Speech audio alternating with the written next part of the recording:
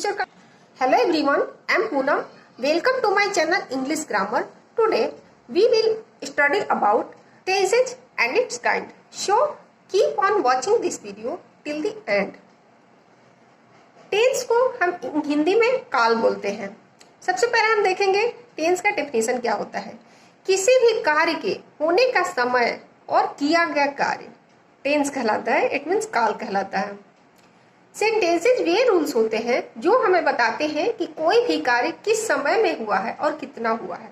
तो सब्जेक्ट के द्वारा किए गए एक्शन यानी कि कार्य किस टाइम में हो रहा है, इसके बेस पर टेंस को 3 पार्ट्स में डिवाइड किया गया है। मतलब टाइम के बेस पर टेंस को 3 पार्ट्स में डिवाइड किया गया है, प्रेजेंट, पास्ट एंड फ्यूचर। सबसे पहले हम देखेंगे प्रेजेंट का पहचान क्या होता है। प्रेजेंट मतलब कि वर्तमान, जो कार्य हमारे वर्तमान में हो रहा हो। इसका पहचान होता है जिस वाक्य के अंत में है, हु आता है, वो हमारे प्रेजेंट टेंस के कैटेगरी में आता है, जिसमें कि वर्तमान का बोध हो। नेक्स्ट देखते हैं हम पास्ट। पास्ट मतलब बीता हुआ समय।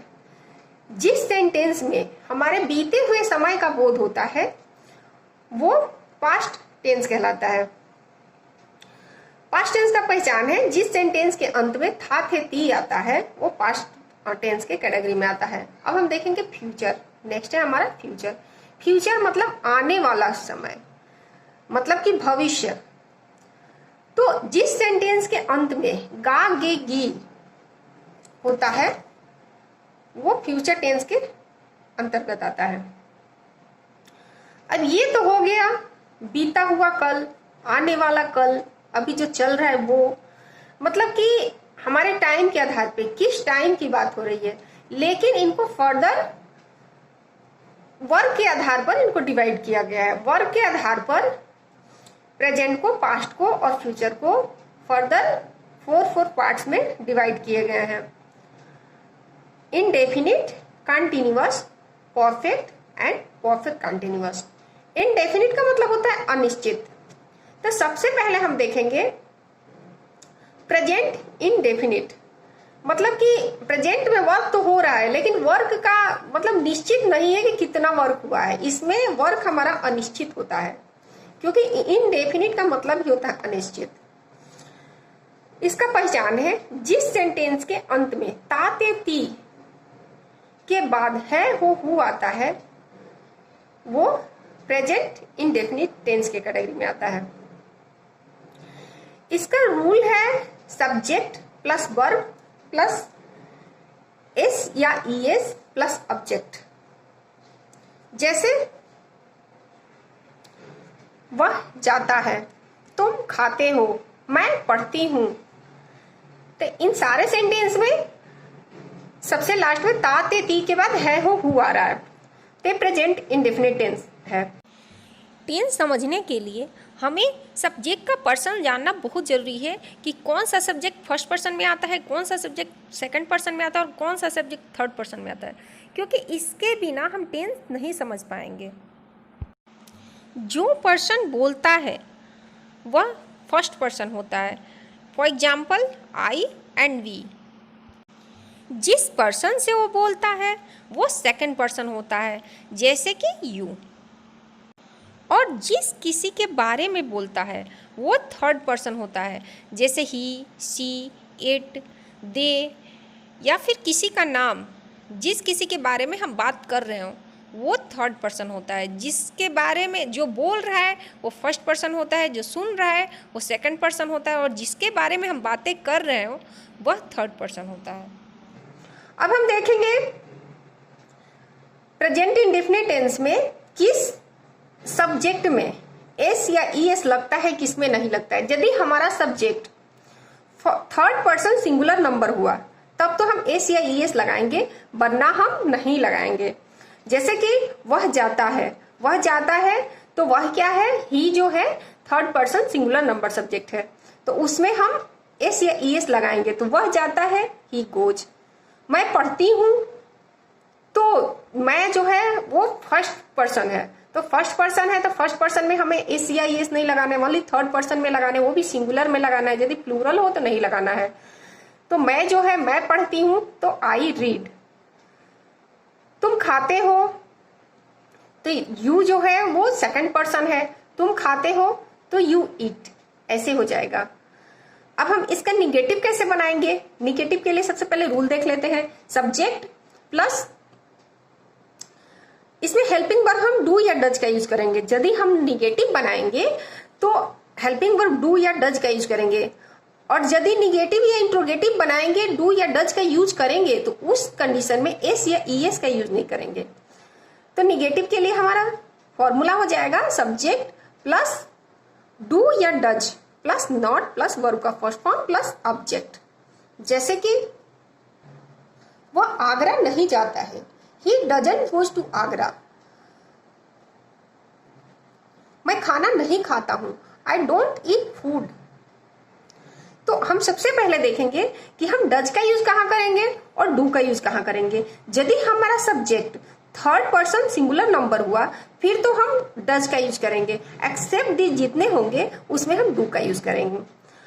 अब हम देखते हैं इंट्रोगेटिव के लिए फॉर्मूला। इंट्रोगेटिव के लिए सबसे पहले हम हेल्पिंग वर्ब डू या डज का यूज करेंगे, लेकिन ये तब करेंगे जब हमारा क्वेश्चन का आंसर, जो हम क्वेश्चन आस्क कर रहे हैं, इंट्रोगेटिव में हम क्वेश्चन आस्क करते हैं, उसका आंसर ओनली यस या नो में हो। यदि यस या नो के सिवाय कुछ उसका आंसर आता है, इट मीन्स कि उसमें WH फैमिली यूज होगा। तो यदि WH फैमिली यूज होगा तो उसमें सबसे पहले हम WH फैमिली लिखेंगे, फिर डू या डज लिखेंगे अकॉर्डिंग टू सब्जेक्ट, उसके बाद सब्जेक्ट लिखेंगे, उसके बाद वर्ब लिखेंगे, वर्ब का फर्स्ट फॉर्म, उसके बाद ऑब्जेक्ट लिखेंगे। जैसे एग्जांपल देखते हैं, why do you eat food, तुम खाना क्यों खाते हो। डू यू प्ले, क्या तुम खेलते हो। डू यू नॉट प्ले, क्या तुम नहीं खेलते हो। ऐसे हमारा सेंटेंस बन जाएगा इंट्रोगेटिव का। अब हम नेक्स्ट देखते हैं present continuous tense. Present continuous tense, इसमें कार्य जो है वो प्रोग्रेसिव होता है, मतलब कि वो चल रहा होता है, कंप्लीट नहीं हुआ रहता है। इसीलिए जिस सेंटेंस के अंत में रहा, रही, रहे के बाद है, हो, हु आता है वह प्रेजेंट कंटीन्यूअस टेंस में आता है। अब हम इसका रूल देख लेते हैं। इसमें हेल्पिंग वर्ब आता है इज, एम, आर। अब सबसे पहले देखते हैं इज कहाँ लगता है, एम कहाँ लगता है और आर कहाँ यूज होता है। यदि हमारा सब्जेक्ट फर्स्ट पर्सन और सिंगुलर नंबर हुआ, इट मीन्स कि आई, ओनली आई के साथ एम का यूज होता है। उसके बाद यदि third person singular number subject हुआ तो इज का यूज होता है, एक्सेप्ट दिज, इन दोनों के सिवाय बाकी जितने भी सब्जेक्ट्स हैं उनके साथ हम आर का यूज करेंगे। तो इसका फॉर्मूला बन जाएगा subject plus is, am, are plus verb का फोर्थ फॉर्म। फोर्थ फॉर्म क्या होता है, आईएनजी फॉर्म, मतलब वर्ब प्लस आईएनजी, उसके बाद प्लस ऑब्जेक्ट। अब हम इसका सेंटेंस देख लेते हैं। जैसे राम इज गोइंग, राम जा रहा है। यू आर ईटिंग, तुम खा रहे हो, मतलब जा रहे हो, खा रहे हो, पी रहे हो, खेल रहे हो, ये सब जहां भी रहे हो, रही हूं, रहे हैं आएगा वो कंटिन्यूअस का होगा। अब हमें निगेटिव बनाना होगा तो क्या करेंगे। निगेटिव बनाने के लिए सबसे पहले सब्जेक्ट, फिर इज, एम, आर, जो भी सब्जेक्ट के अकॉर्डिंग हमें लगाना होगा इज, एम, आर में से लगाएंगे, फिर नॉट लिखेंगे, फिर वर्ब का फोर्थ फॉर्म, उसके बाद जो भी ऑब्जेक्ट हमारा हो तो ऑब्जेक्ट लिखेंगे, नहीं हो तो नहीं लिखेंगे। जैसे हम एग्जांपल देखते हैं, यू आर नॉट प्लेइंग, तुम नहीं खेल रहे हो। You are not eating food, तुम खाना नहीं खा रहे हो। ही इज नॉट प्लेइंग, वह नहीं खेल रहा है। I am not eating food, मैं खाना नहीं खा रहा हूं। इस तरह से हमारा सेंटेंस बनेगा।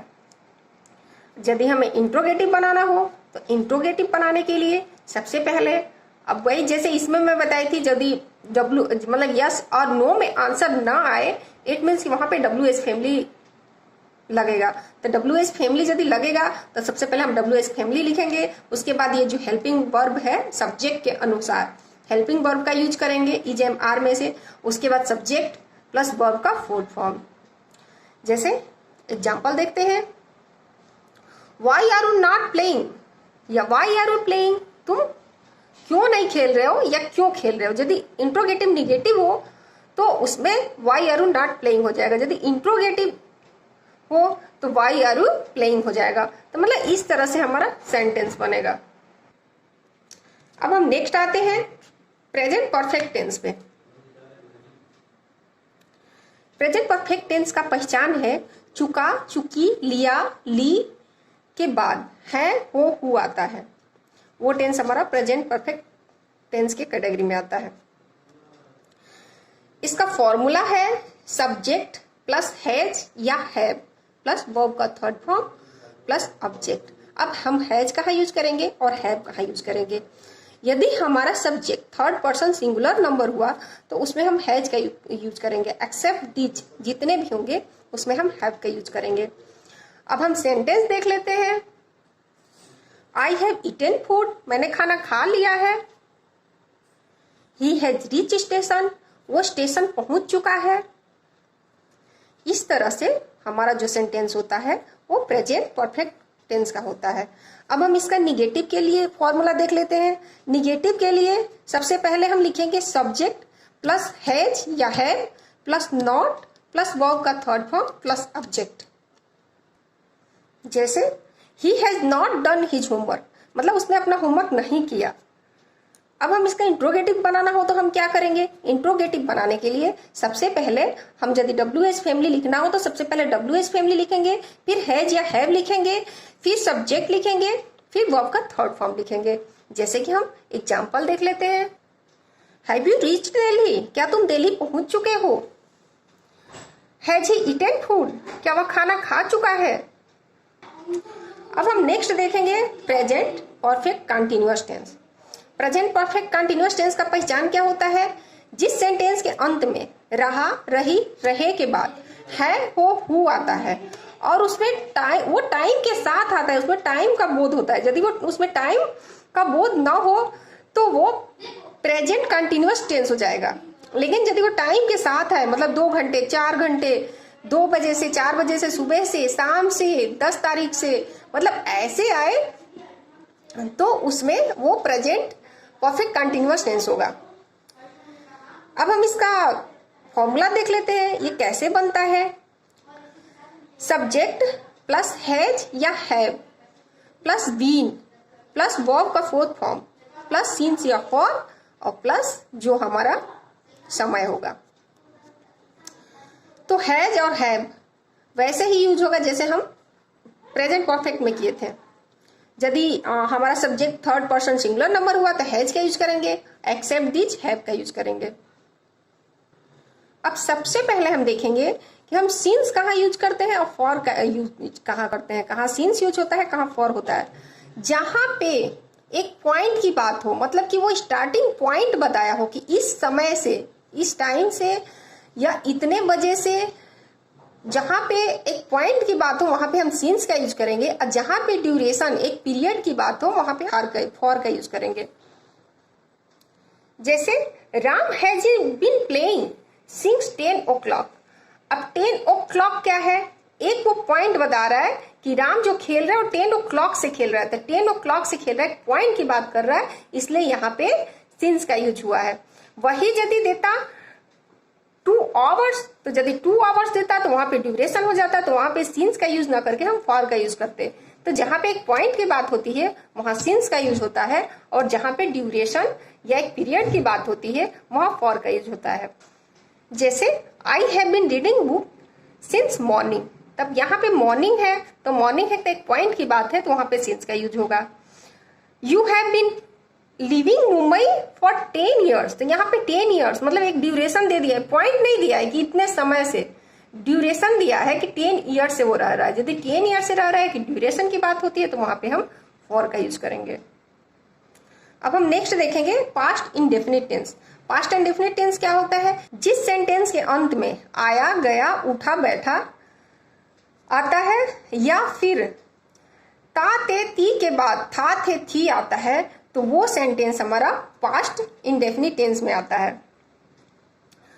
अब इसका सबसे पहले हम फॉर्मूला देख लेते हैं, ये बनता कैसे है। सब्जेक्ट प्लस वर्ब का सेकंड फॉर्म प्लस ऑब्जेक्ट, यदि ये अफर्मेटिव हो तो।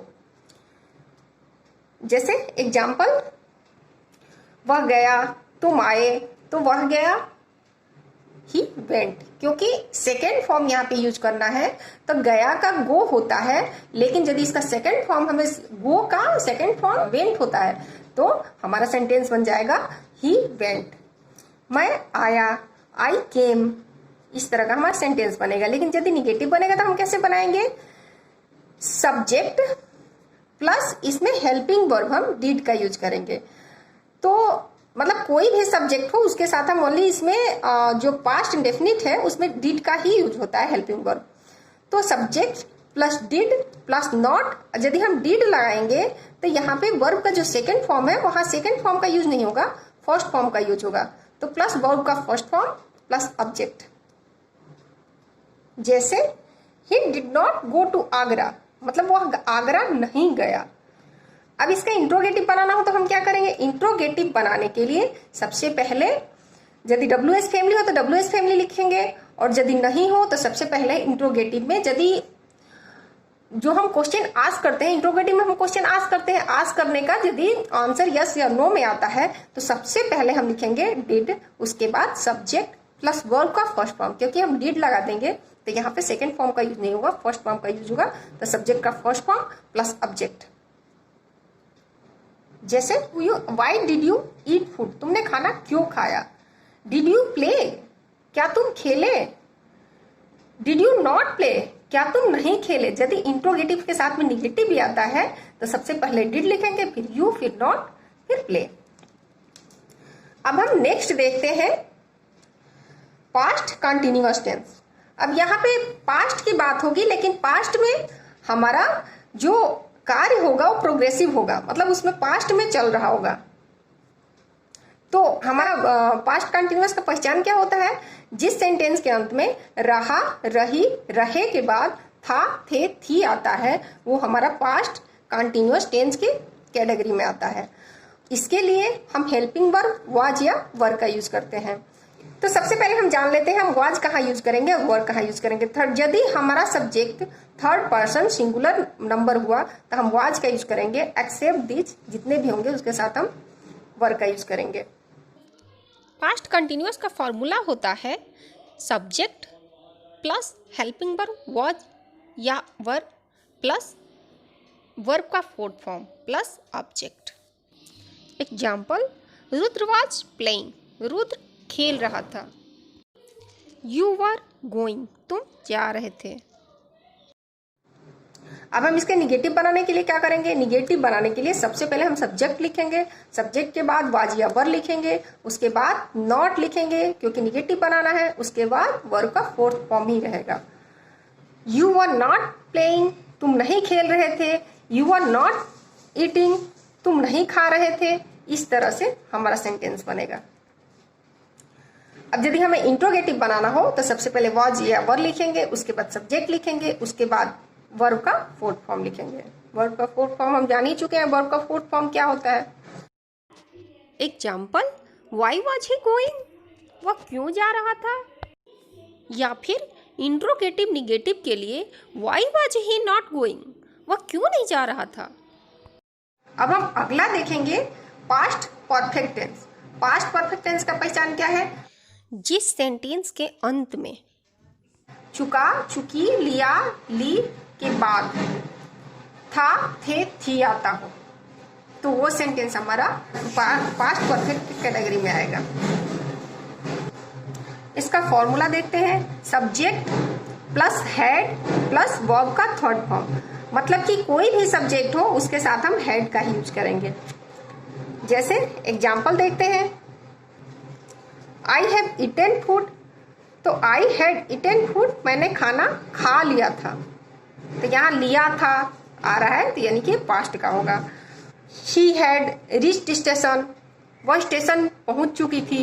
यदि उसका निगेटिव बनाना हो तो निगेटिव बनाने के लिए हम हैड के बाद subject plus had plus not plus verb का थर्ड फॉर्म यूज करेंगे। जैसे he had not reached station, मतलब कि वह स्टेशन नहीं पहुंच चुका था। निगेटिव बनाना हो तो उसके लिए सबसे पहले हम हैड लिख देंगे, फिर सब्जेक्ट, उसके बाद वर्ब का थर्ड फॉर्म। जैसे हैड ही ईटेन फूड, क्या उसने खाना खा लिया था। अब हम अगला देखते हैं past perfect continuous tense. Past perfect continuous क्या होता है? जब प्रेजेंट परफेक्ट कंटिन्यूअस था वैसे ये भी सेम एज है, लेकिन बस इसमें था थे थी आएगा क्योंकि पास्ट की बात होगी। तो जिस सेंटेंस के अंत में रहा रही रहे के बाद था थे थी आता है और उसमें समय के साथ आता है, उसमें समय का बोध हो, तो हमारा पास्ट परफेक्ट कंटिन्यूअस टेंस के अंतर्गत आता है। जैसे कि तुम 2 बजे से खेल रहे थे, तो यहाँ पे इसका फॉर्मूला क्या हो जाएगा? Subject plus had plus been plus verb का फोर्थ फॉर्म प्लस सिंस या फॉर प्लस वो टाइम जिस टाइम से काम हो रहा है। You had been playing since 10 o'clock, तो यहाँ पे 10 o'clock है तो उससे पहले हम सिंस लिखेंगे, सिंस 10 o'clock। यदि इसका निगेटिव बनाना हो तो निगेटिव के लिए हम हेड और बीन के बीच में नॉट का यूज कर देंगे। यदि इंट्रोगेटिव बनाना हो तो हेड को सब सब्जेक्ट से भी पहले रख देंगे, फिर subject plus been plus verb का फोर्थ फॉर्म प्लस सिंस या फॉर प्लस टाइम। अब हम अगला देखते हैं फ्यूचर इंडेफिनिट टेंस। जिस सेंटेंस के अंत में गा गे गी आता है वह फ्यूचर इंडेफिनिट होता है। जैसे कि तुम जाओगे, मैं आऊंगी, तुम खाओगे, इस तरह का जो सेंटेंस होगा वो फ्यूचर इंडेफिनिट का होगा। फ्यूचर इंडेफिनिट के लिए सबसे पहले सब्जेक्ट प्लस विल या शैल प्लस वर्ब का फर्स्ट फॉर्म प्लस सब्जेक्ट।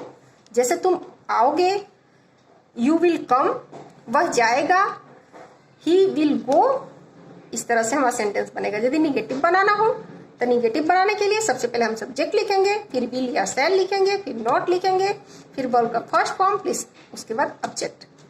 और यदि इंट्रोगेटिव बनाना हो तो विल या शैल को पहले लिखेंगे, फिर सब्जेक्ट लिखेंगे, उसके बाद वर्ब का फर्स्ट फॉर्म, उसके बाद ऑब्जेक्ट।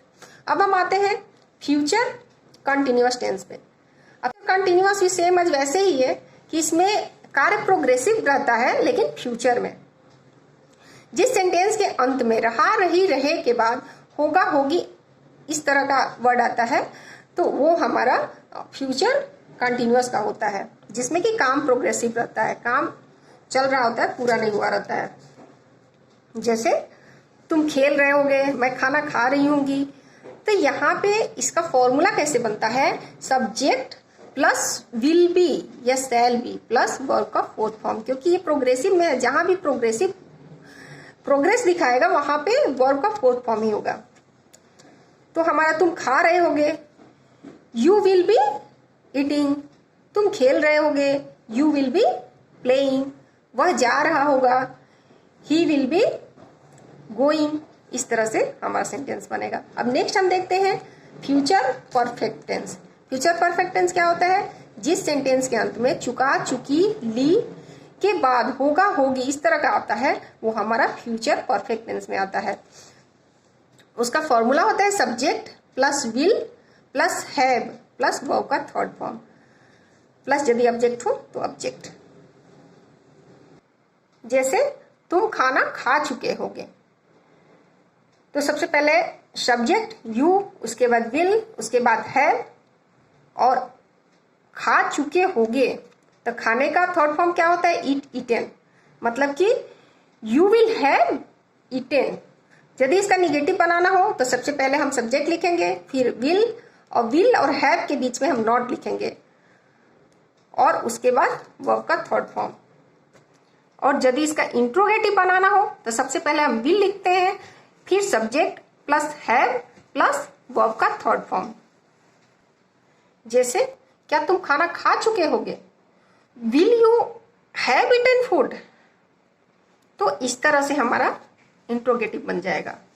अब फ्यूचर परफेक्ट कंटिन्यूअस देख लेते हैं। फ्यूचर परफेक्ट कंटिन्यूअस फिर ऐसे ही है जैसे कि पास्ट परफेक्ट कंटिन्यूअस होता था और प्रेजेंट परफेक्ट कंटिन्यूअस होता था, बस इसमें डिफरेंस यही आ जाएगा कि इसमें रहा, रही, रहे के बाद होगा, होगी, ऐसे मतलब होगा, होगी आ जाएगा और समय के साथ आएगा।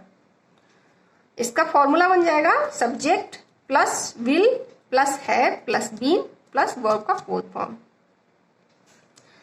जैसे तुम 2 बजे से खेल रहे होगे, मैं 2 घंटे से मूवी देख रहा हूँगा, जहाँ भी इस तरह का सेंटेंस आता है वो फ्यूचर परफेक्ट कंटिन्यूअस टेंस का होता है।